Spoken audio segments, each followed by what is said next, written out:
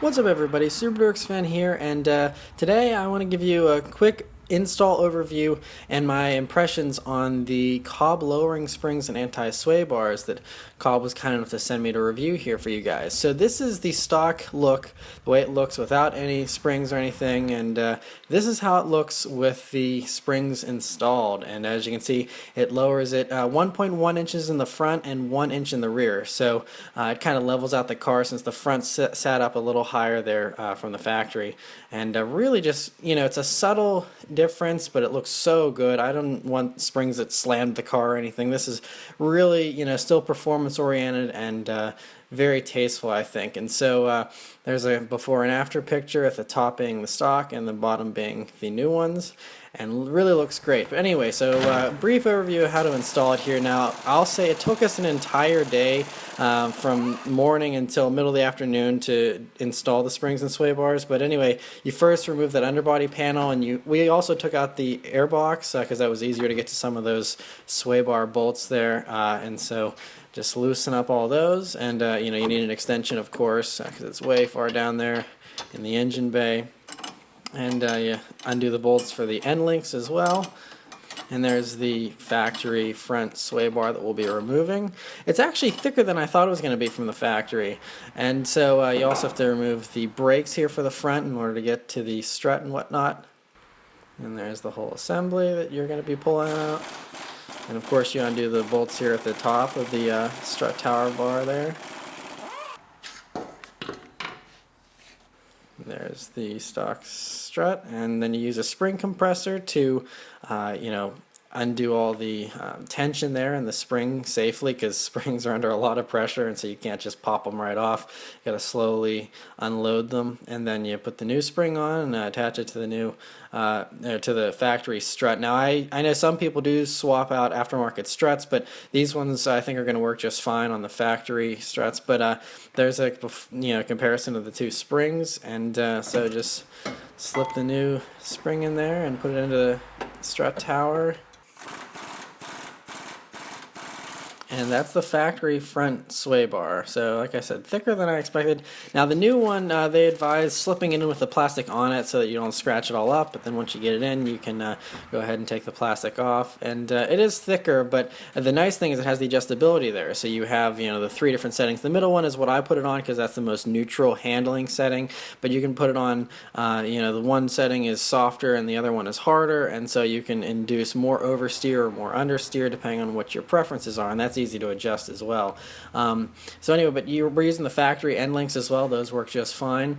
And so then you just put the brakes back on, and that side's done. And you tighten everything down here, near the air box again, those bolts, and get everything all tightened up. And you want to make sure you do the other side, of course. They're on both sides there with the new bushings that are polyurethane, which are included with the sway bars.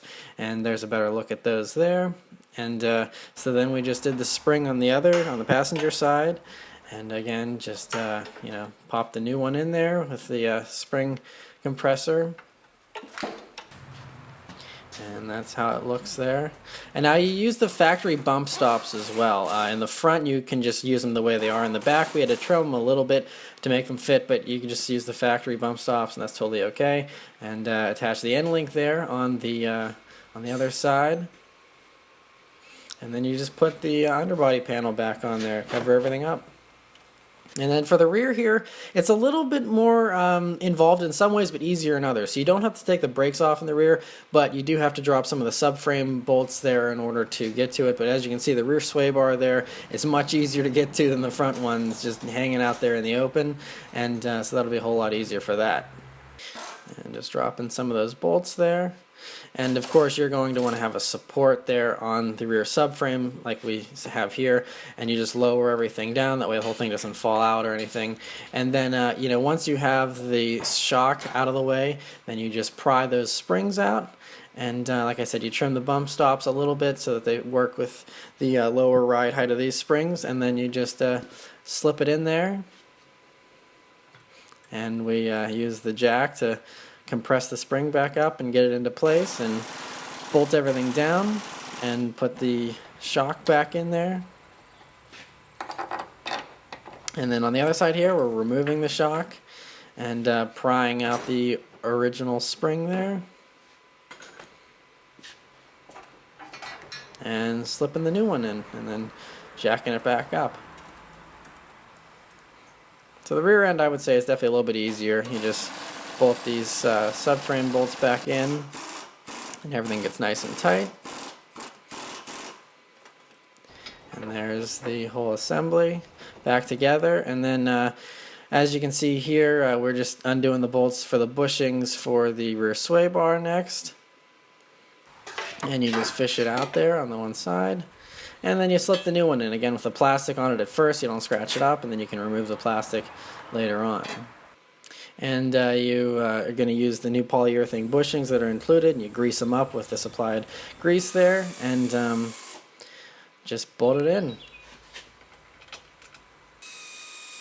As you can see, it's much thicker as well. It's 25 millimeters there in the rear, and of course it's adjustable as well, so I put it on the middle handling setting again, so it keeps it neutral, gets rid of some of the understeer, but doesn't give it too much oversteer either. And there's the stock sway bars, so as you can see, that rear one is just puny, so a huge upgrade there.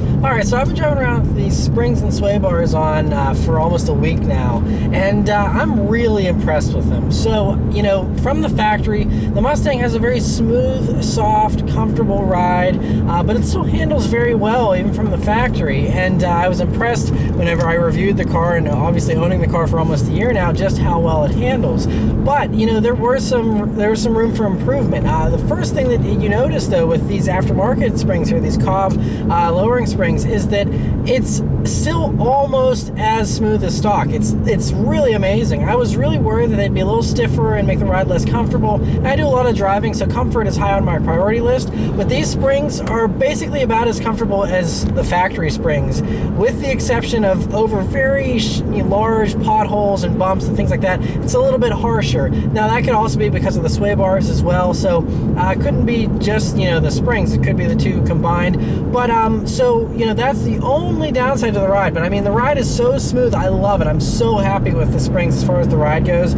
So that's really like a 9 out of 10 in my book. And as far as other things you notice right off the bat driving on the street and regular driving is that the brake dive, the Mustang has pretty good brake dive, where it likes, the springs are soft, and so whenever you stomp on it, it dives a lot. And it's drastically reduced that nosedive there in the front, and so whenever you stomp on the brakes, it's not quite as floaty. And the same goes for the rear. You know, whenever you stomp on it, it used to really just squat down big time whenever you would floor it in one of the lower gears. Now it's a lot more stable. It's, you know, it's a lot more level. It doesn't float around as much, and so even when you're just driving in a straight line, that's readily apparent.